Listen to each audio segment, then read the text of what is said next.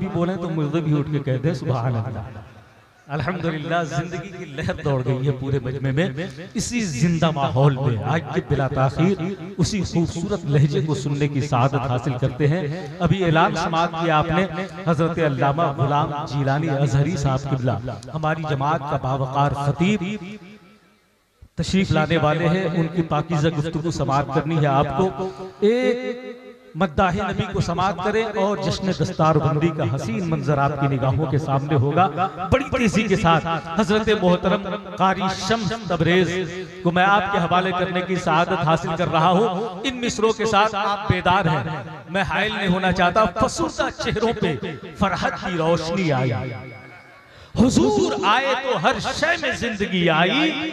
और कतार बांधे खड़े थी हवेलियां भी मगर, कतार बांधे खड़ी थी हवेलियां भी मगर, पसंद उनको हलीमा की झोपड़ी आई। कतार बांधे खड़ी थी हवेलियां भी मगर, पसंद उनको हलीमा की झोपड़ी आई। और कदम बहक नहीं सकते हैं उसके ताबानी, शराबे इश्क बरैनी से जिसने पिया।